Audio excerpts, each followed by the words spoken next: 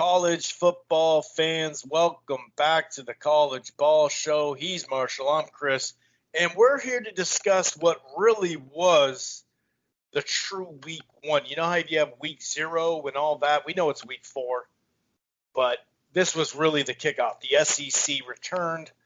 The conference games definitely picked up now, and Pac-12 is back. We know the Big Ten is back October 23rd, 24th weekend. So there's a lot to look forward to. But, man, what a wild week in the sport. Just ask Oklahoma, who lost to Kansas State in a wild shootout, 38-35. And you look at the numbers on both sides. You look at the numbers on some of these games. They're just ridiculous.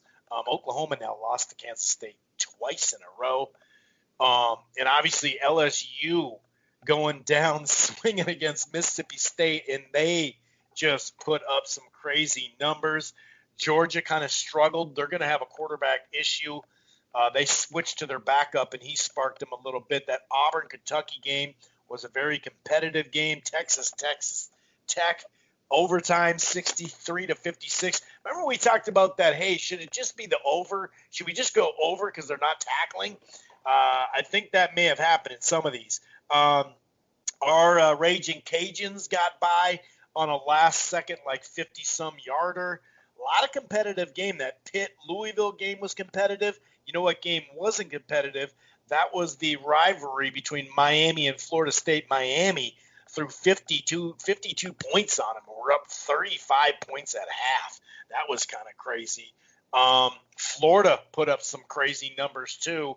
Bama was just kind of steady. So we're going to kind of break down what we saw, really week 1, but week 4. And then, we do actually have some interesting games coming up. Texas A&M, who's 13th right now, against number 2 Alabama. Auburn and Georgia, this is a huge game early in the season.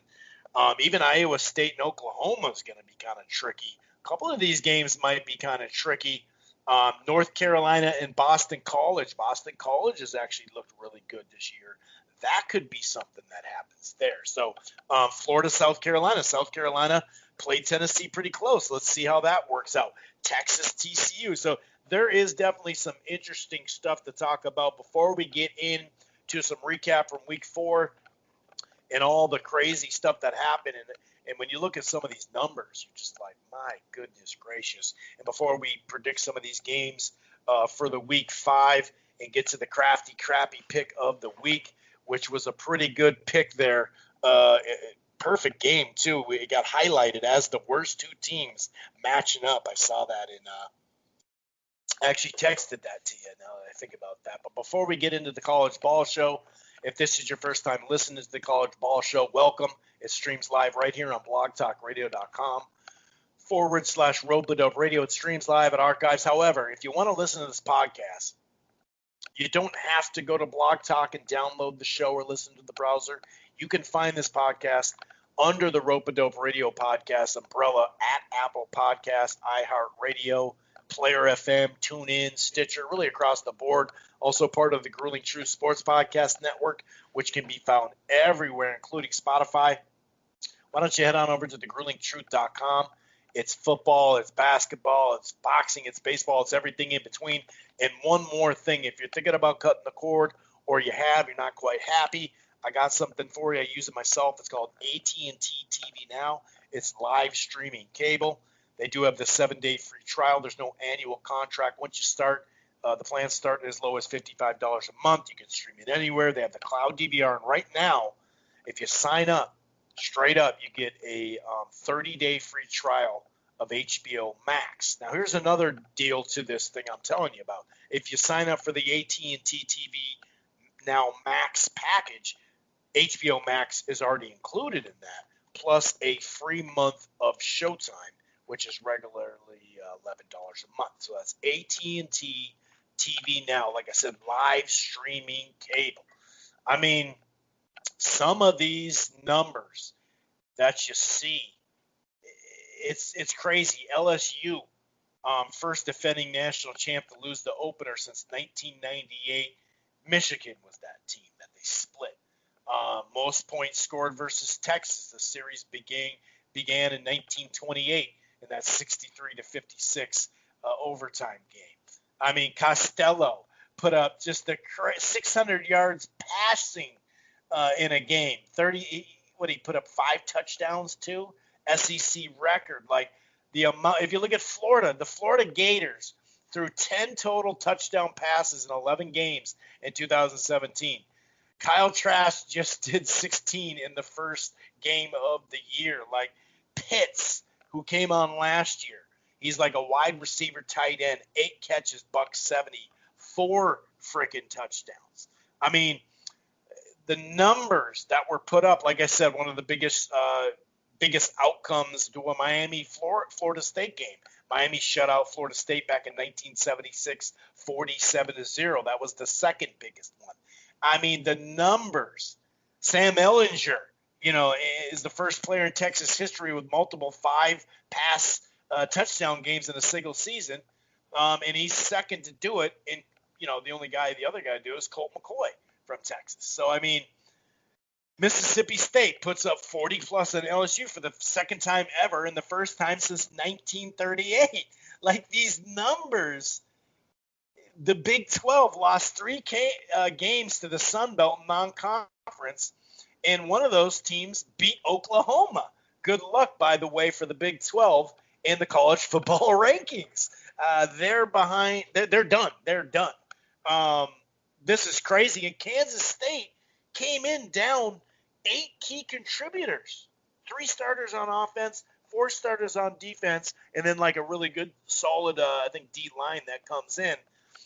I mean, dude, this was one of the craziest, and considering a good chunk of the league's not even back with the 2 Power 5 conferences, this was nuts, Marshall, nuts. And by the way, you got to unmute. It was a very fun week 1/week 4 of college football. I know that we've had games going on, but it was nice to have like some of the top dogs back. There was some more ranked games. Like the CBS primetime game was on. It was LSU this week. Mike Leach and his air raid worked out pretty well. Yes, this was just a really enjoyable week of college football. I actually made money off of it too, so that makes it even better. For positives, Missouri did cover.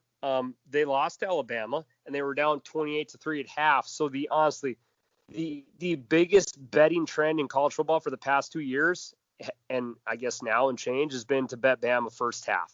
Bama was up 28-3. They won 38-19. So Mizzou covered the game, but Bama covered first half, and obviously it wasn't much of a game. So my Missouri Tigers didn't get completely embarrassed.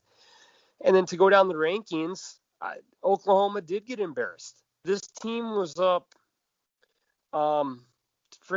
they were up 21 points with like a couple minutes left in the third quarter. Like there was no reason, if you're Oklahoma, you lose the game, Chris. This is a team they lost to them last year. So you'd have to be ignorant or stubborn to just say, hey, this is a walkthrough. Like, K-State caused you issues. And yes, K-State did lose to Arkansas State earlier in the year, but all that would do probably is motivate them more.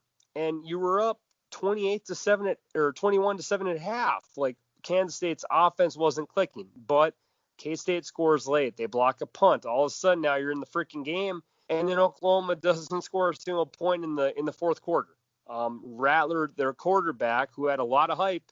Okay, the kid's barely played a game. His first game doesn't count because it was against a pretty shitty team. He was looking good early, but then he started throwing some picks. Like, there's not really any good excuse for Oklahoma. And again, you can say, okay, Lincoln Riley, the offense fell apart maybe a little bit, but you scored 35 points. But again, Chris, we're on the same page. It's the defense.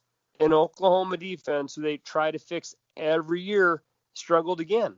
And it went from being down 21 to, holy shit, we now got the momentum. We hit a big kick, and all of a sudden we're the ones playing defense holding on. I'm at a loss of words for Oklahoma. This doesn't completely take them out of the playoff, but you're going to need some help again. I don't see how it happened, Chris. To blow a 21-point lead to a team that lost to you, that's a big X on the Oklahoma Sooners team, for a team that, maybe we've put too much pressure on Lincoln Riley, but another choke job by them against a team who upset them last year. Yeah, and they're done, dude. I know they've always lost one, and it usually was to an unranked team or whatever. Or actually, I don't think Iowa State was unranked, but a couple years back when they did it. But I think they're done. I think they're done. I just think that the strength of schedule is pretty good, but I think they're done. I mean, unless Kansas State can Kansas State lost already. You know what I mean? And they lost to not a great Central team. Arkansas. Yeah, a team Arkansas that's 1-1 State. too. Yeah, Arkansas State. They lost too. Arkansas State. They lost to Memphis week 1. Mm-hmm. Memphis isn't a bummy team, but they're done, dude. They're done. I hate to do that this early, but they're done. They're done. The Big 12's done, dude. Big 12's done. They're not getting in the conference finals. And speaking of the Big 12, people have been freaking loving Texas. Hell, Kirk Herbstreit has Texas in his Final Four. And Texas was down 15 with like 3.5 minutes to go. They have an onside kick roll through a Texas Tech player's hand and score and get the 2-point conversion, then win in overtime. But Texas had to do all they can to beat a Texas Tech team that almost lost to Houston Baptist the week prior. And Houston Baptist is trash. Like, La Tech whooped Houston. La Tech dropped 66 on Houston Baptist this week. So, and I know we're tying some dots here, but if Texas had to pull out a miracle against a team that could barely beat Houston Baptist, Texas ain't going to be a Final Four team. Now, again, it's 2020. Who knows what the hell is going to happen this year? But Sure. Yeah, I'm with you, Chris. The Oklahoma lost. Texas probably the number 2 ranked team. They looked like trash. Had some Texas fans at the bar I was at when I was watching that game shout some very immature things. So it just goes to show maybe those Texas fans are some scumbags. I'm just ripping on that state because I don't cheer for them. But it just, again, if that's your best product, yeah. I mean, Iowa State, they barely beat TCU. They had the Big 12 is struggling. Maybe K-State. Maybe K-State goes for the Big 12 title. Hell, you beat Oklahoma, you're 1-0 in conference. You can forget about your choke loss earlier. But okay, let's go. But then let's go to the SEC as we trickle down. What a performance by Mississippi State. Like, I know LSU lost a ton of people. They probably had no business being favored by that many points as they were to that game. That was probably a inflated line due to a national championship prior team. But real quick though, timeout. Wasn't sure. Oklahoma favored by 28? Yes. And they were favored by plus 20 last year too. I think last year was like 23 or 24 against K-State. So it's back-to-back losses to the same team as 20-point favorites. Oh. Sorry, I forgot that point. But hey, At least we're not Atlanta Falcon fans. Oh, God almighty. So moving on from, we're in the same area. Atlanta's down south. So credit to Mississippi State, okay, against week 1. You're in a little bit of a tough spot if you're LSU just because you've not played a team like this before. Like, Mississippi State's normally had a tough-nosed defense with a quarterback like, Prescott that kind of runs the ball a little bit. And now you have a guy that's going to throw 5 wide and throw the ball as much as high as you can count. And for that first game, worked out really well. We were talking before the show about, hey, can this last forever? Who knows? But I remember doing podcasts last couple of years where if Mike Leach loses a game, he'll rip the team, but he ain't changing his style. So maybe Mississippi State doesn't win 2 more games this year, but you know what? It's going to be the air raid every single game. And for the people saying, oh, well, it's the SEC, we don't do that down here. Well, for his first game, Chris, it was very effective. He has a kid who he never coached, but he's seen play head-to-head from his conference games. Costello comes from Stanford, and Costello is by no means a great quarterback, but he's also above average. He's probably on a Madden game. He's probably like an 86, I would say. Yeah, he's solid. He has a lot of good performances. Yeah, so you got a new style coming into town that obviously, like Auburn and Alabama, sure as hell don't run the freaking 5 wide. Like, it's a new style. You have a coach who knows this system as good as any coach in the country. He's a brilliant mastermind of him and Kingsbury. A lot of people say are the 2 best offensive guy minds in the sport. Again, who knows if it'll last, but a hell of a start for Mike Leach. A huge win for Mississippi State. The stat, I'll throw it to you, Dan Mullen won one game on the road versus like a top 10 ranked team when he was in the SEC in like his 4 or 5 years at Mississippi State. And Leach does it in his first game. Yeah, it was now, of course, LSU had what they say 13 juniors leave early to the pros, which is an amazing amount that set the record. And then Chase, it starts with the B, the corner, and I think it's an offensive tackle, but don't quote me on that. 3 of their top tier returning players did the COVID thing too. So this is nowhere near the same team, not even close. No. So we have to preference that. But what's crazy about putting up 44 points is you had 8 possessions that only had three points. You had 8 total possessions, meaning this game didn't start out as just a up and down the field. Oh my God! This was 7-3 after that pick 6. It was 7-3, and then pretty much, I mean, there's a couple of punts after that, but pretty much that's when it played out. To be the score fest, 44-34. Ultimately, like you said, Costello 60 attempts, 623, and 5 touchdowns, and like we talked about off air, he didn't even play a phenomenal game. He actually made some kind of boneheaded plays, but Mississippi State ran the ball for 9 yards. And here's the problem that I had with LSU. They had 38 carries, and it gave them 80 yards, 2.1 a carry. The numbers were pretty good from a new starter. He threw picks, but, to have him throw 46 times, I know it's a different system than years past. We saw that last year, evidently, clearly. But still, you did actually, if you're LSU, you did run the ball 38 times, and you only gained 80. Now, obviously, you lost, like on the quarterback, 11 carries for negative 37. That hurts the numbers. But still, if you take that away, that many carries, that's what kind of surprised me, that they couldn't hold that ball and collect some first downs to give their defense a break. Yeah, and part of it is, like we talked about Mississippi State over the years, they always seem to be ranked and then they'll fade away. Their defense certainly has been pretty good. So maybe this is a team that, okay, we've always had a respectable defense, not elite like Bama, but a respectable defense. So maybe the Mississippi State defense, Chris, is something that the media is not going to touch on because you're going to have Leach crazies press conferences and all the offensive talk. But, okay, if you're Mississippi State, you're going to have to adjust. You're probably going to have to play more because you're going to have lots of quick 3-and-outs. But maybe that's something that's strong, and you give Leach a little more time to work on the air raid, and all of a sudden you're looking at a pretty dangerous team. And again, maybe this year it works out. Maybe next year people catch up to it for a little bit. But again, this is a dude that I remember last year, Washington State lost like 4 heartbreaking games in a row, and Leach was just ripping people and didn't care. The system ain't going to change. So if you're an SEC team, you better realize, okay, maybe from what you said, Mississippi State has a respectable defense and an offense that's going to make you get ready to defend the pass like crazy. So you better get used to it. So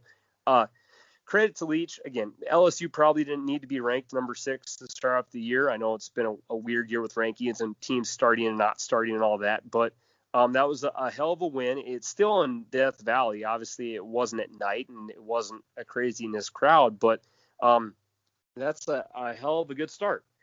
To touch on a couple of teams who took care of business a little bit easier, Auburn and Kentucky. The game was close in the first half. It was 7-8 at halftime. Auburn was winning, and then Auburn just kind of flexed their muscles a little bit, 129-13. Again, most people were picking Auburn. That was kind of the consensus game day pick, Vegas pick. Again, Kentucky is a team that normally beats the teams they should and puts up good fights against teams that they shouldn't. And this was kind of an example of that. Obviously, we'll see if Bo Nix can continue to progress as a player. And if you're Kentucky, last year your quarterback was like a running guy. That like they transformed a wide receiver into a quarterback. And I saw he actually threw the ball 37 times in Terry Wilson. So maybe he spent a lot of the offseason working on passing. But again, Kentucky, if they have a good coach, they have a good system, but they're still not to the elite level yet. A&M had an ugly game against Vanderbilt. They won 17-12 though. So for Jimbo, you got to win. And with Georgia, to kind of to hit on some SEC teams, they had a really ugly first half. But after they woke up, Georgia even took care into of business. The third, too. Until they Yeah, put that backup quarterback in, they're going to have some issues quarterback-wise. And it's coming. That issue might show up. We'll get to it, but that Georgia game's this week. Yeah, Georgia won 37-10, but as my co-host said, for about the first 37, 38, 40 minutes, that game was, if you're a Georgia fan, you're like, holy shit, Arkansas has not won in the SEC for over 2 years. Is this the new start to the year where it happens? Thankfully, if you're a Georgia fan, it didn't. Right. But yeah, so that's kind of your SEC wrap. I will, as we go down through a few more ranked games, I'll give your boys some credit. A lot of people thought that this would be a competitive game. Normally the cliche in college football is, it's a rivalry game, so it's going to be close. Like, throw the point spreads out the window, kind of like Carolina Duke in basketball or whatever. Like, a lot of people thought that Florida State Miami would be fun, and normally this is a series where the past 15 years the underdog normally does perform pretty well from a point spread perspective and wins. But Chris, you boys got a very talented quarterback. He's hopped around to a couple of different schools, but he's home now for your Hurricanes in the backfield. And this is a team where you got a flashy dude in Derek King, and the potential is a little bit higher than the last couple of years because you have such a talented playmaker in the backfield.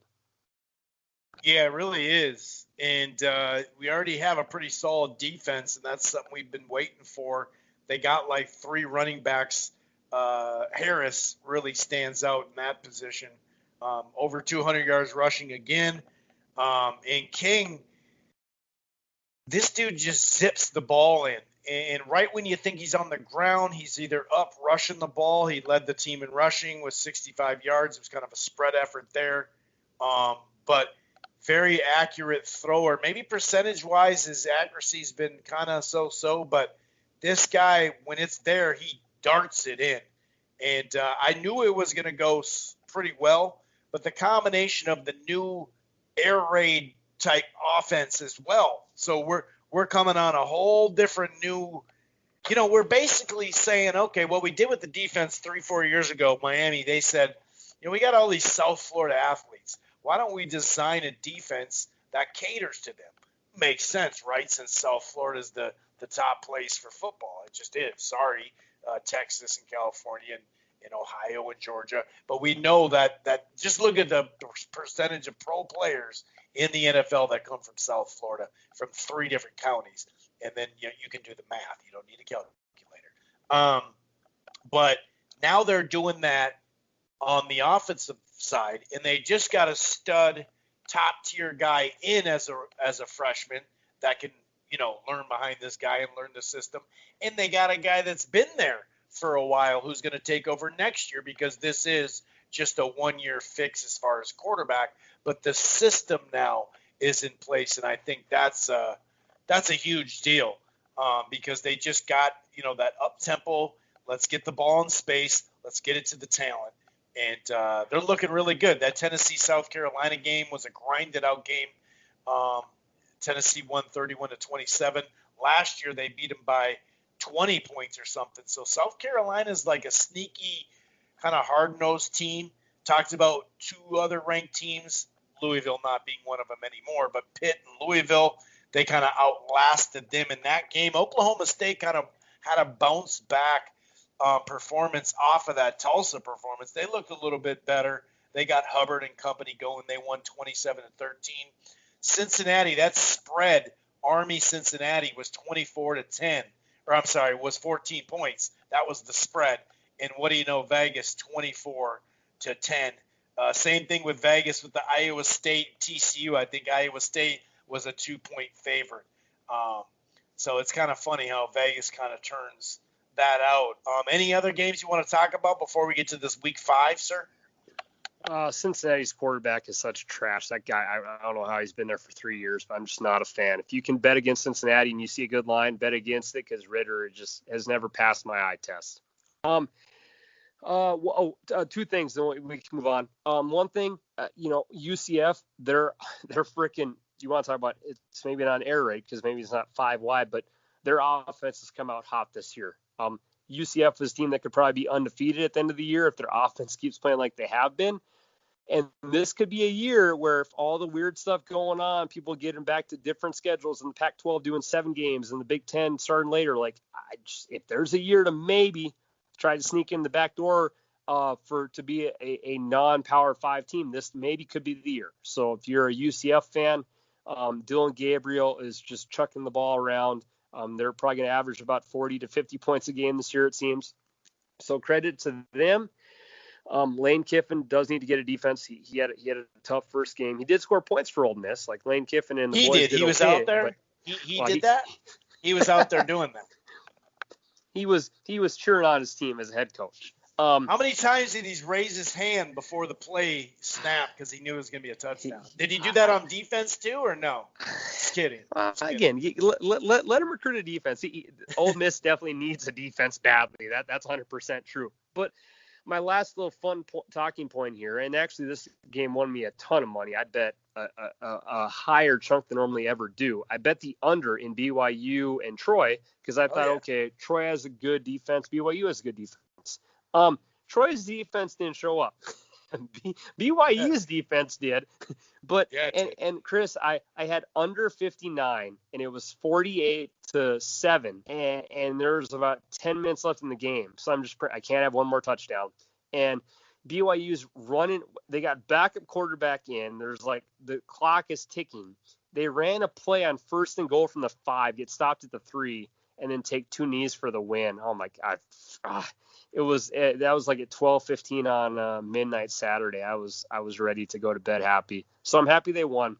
But aside from my bet, my one question for you is BYU, the rest of their schedule is garbage. If BYU runs the table and goes undefeated, again, is this the year where maybe, even though your schedule is not good, is the BYU undefeated team something above Oklahoma? Because they have a good chance to go 8-0. And I know that's normally not that beautiful, but 8-0 this year, who knows? What the hell could BYU maybe sneak into something good if they run the table in 2020, Chris? I always think BYU's in the Mountain West because it plays a lot of those teams. Sure. Well, and in basketball, they are. They are, yeah. But they play a lot of those teams in general. And BYU, by the way, had the Gophers, who before they lost Bateman were 12th or whatever, something like that in the preseason. So that would have been a nice win for them. But I think that, first of all, that quarterback looks like he's the real deal. They're putting up numbers. And they're playing a decent team in Louisiana Tech, and they're 23.5-point favorites.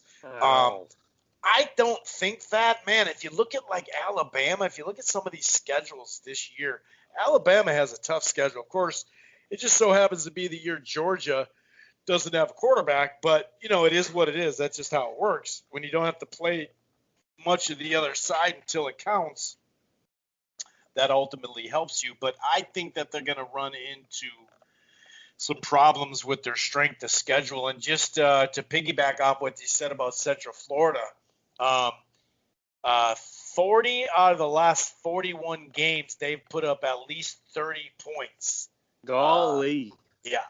So that kind of, and that Gabriel put up another 4 touchdowns. Yeah, they're moving. And I think it's also a name brand that Central Florida has over BYU that I think would help them get further in the rankings, if that makes sense. Yeah, it's just weird that normally, even though we fall in love with underdogs as a country, high majority of the time, Chris, an underdog never runs the table undefeated. If this was a regular BYU season, they might have a great year, but they probably wouldn't run the table this year. They probably should run the table. Again, who knows? But it'll just be an interesting X factor that we normally never even have to consider. And again, I would not put their schedule above a Big Ten or an ACC or even a SEC contender, but it will be an interesting thing we normally never have to face as a college football fan base. But as you were saying, to get into week number 5, they actually do play Friday night. I guess that'll be good viewing for them. Louisiana Tech by no means is no joke. They're a respectable mid-major football team. But as you said, BYU minus 23.5. Dear Lord, that's some respect from Vegas. Wow. That's I'm looking at that respect against the spread. I'm going to go against the spread and sneak under that because I don't know to do that back-to-back weeks. And the funny thing is BYU for the last couple of years has been the spread. Like, hey, if you want to have a tight game, I mean, how many times did I say that in the last couple of years? Oh, yeah. I mean, over and over. And literally that one year, I think it was 2 years or 3 years ago, it was like 19-18, 18-16. Like they always were there, win or lose. I think they were like 7-5 that year, but 10 of their games were tight. You're right. And this year they can run the crap out the ball. And I know that they beat Navy badly, and Navy wasn't maybe tackling before that game. They weren't focused, but BYU took care of business, and damn did they embarrass Troy. Troy is normally a respectable mid-major team. They got their ass whooped. That wasn't even a game. So, yeah, we'll see. We'll keep it posted. Again, college games also have slip-ups.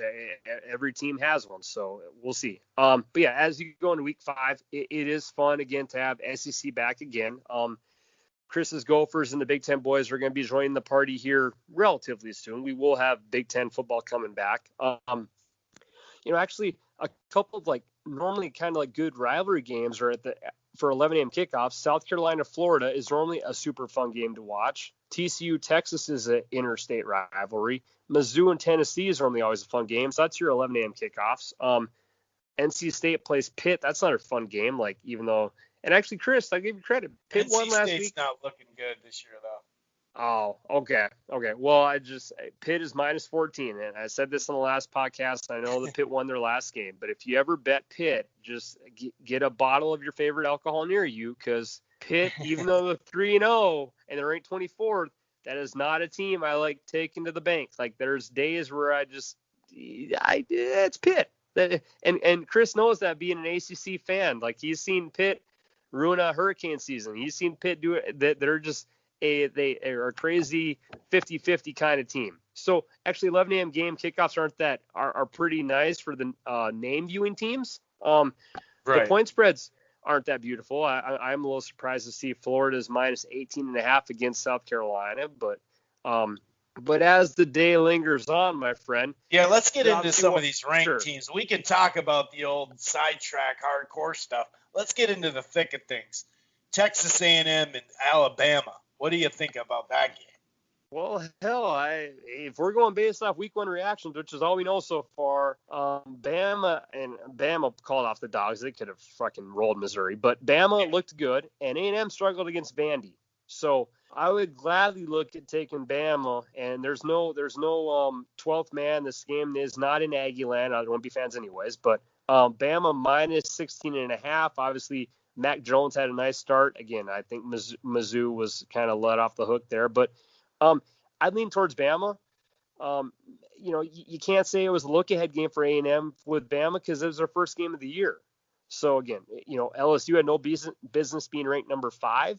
Is A&M deserving of a 13th ranking when you struggle with Vandy, Chris?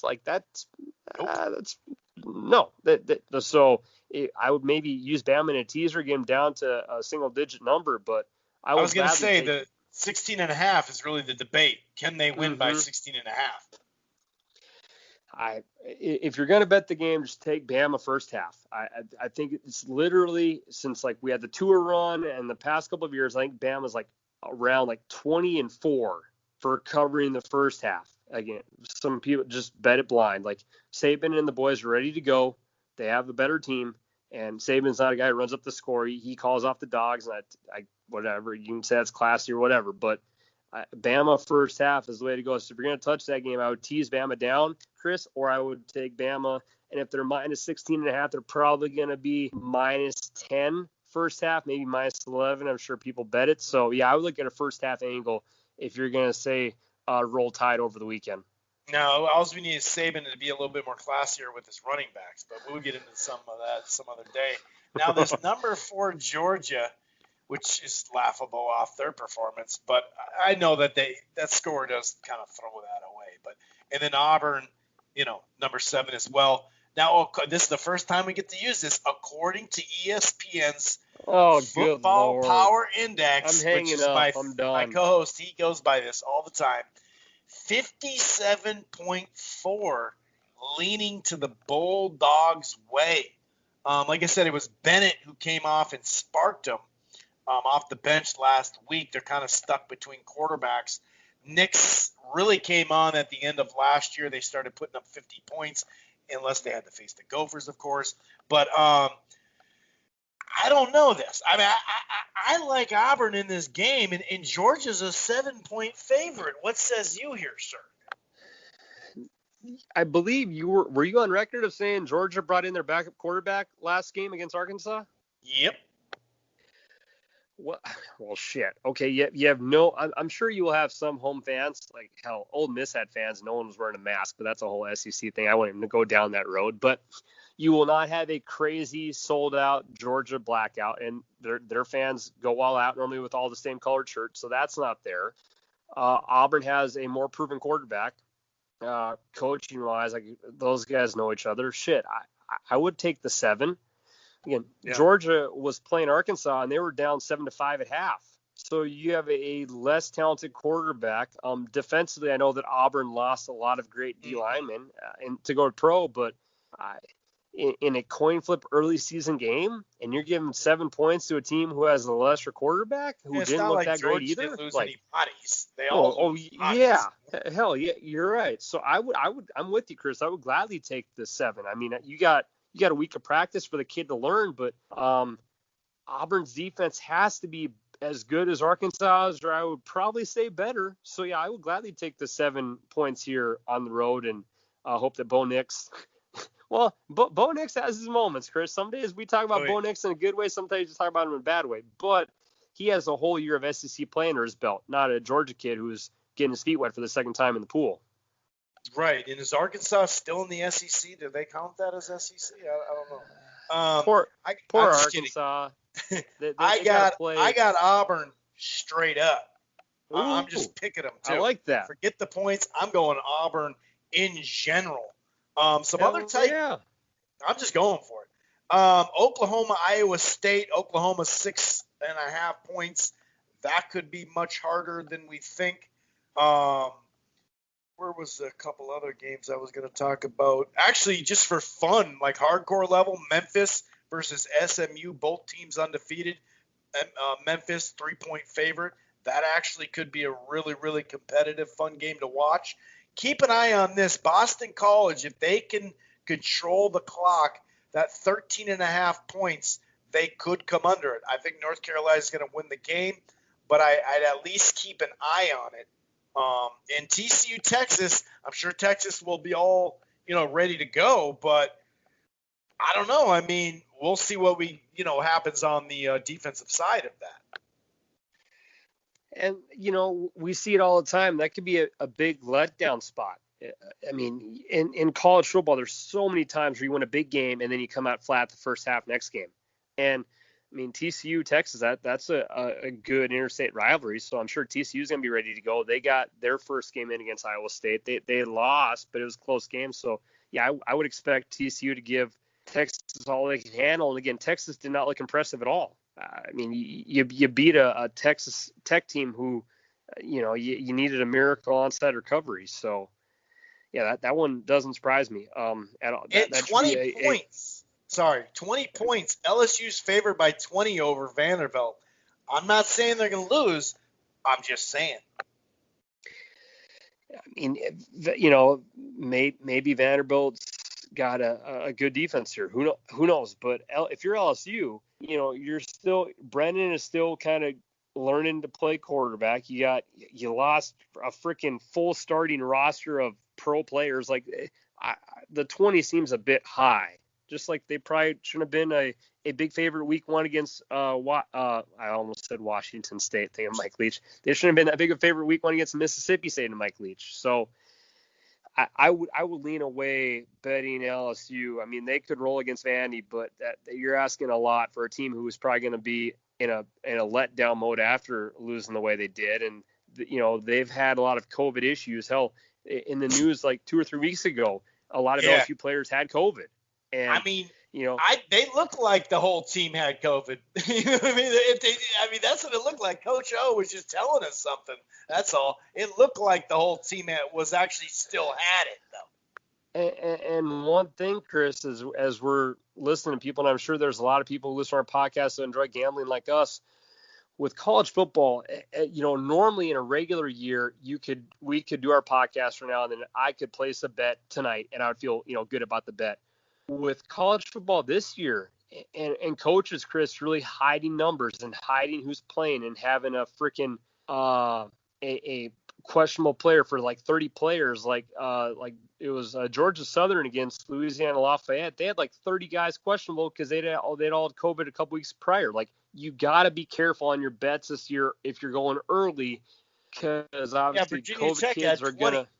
Virginia Tech had 20 of them out, 23 of them. Yeah, and even it was late news that Kansas State had 8 people out against Oklahoma. Now, I know they did win, but if you're looking to bet college football, I would wait till Friday and Saturdays this year because, kids could get COVID. Hell, the game could get postponed, which cancels the bet anyways. And coaches are being really sneaky about saying who has what. So in a regular year of research, you could dig into LSU against Vandy, but Coach O is not going to probably share information about COVID, or maybe Vanderbilt's team gets a COVID bug. Like, we obviously love betting, and we want y'all to bet too, and we want all to make money.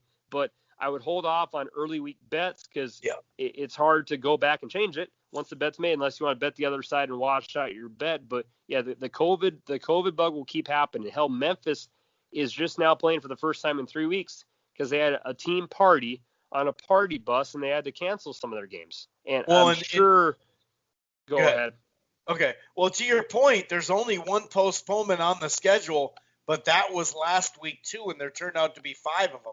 Every week there's about 5 of them. So right now, Rice and Marshall is the only postponed, but every week there's been additional postponements. I'm not saying that's for sure going to happen, but that was part of what I liked about, putting the season off a little bit too, because we're going to get in a situation where somebody's 7-0 and the other team's 10-0, and then what do you do there? I know, and let's be realistic, Chris. Like, Ole Miss, like they're a part. Like all these SEC schools, hell, any school, they're gonna party. Like, kids want to party.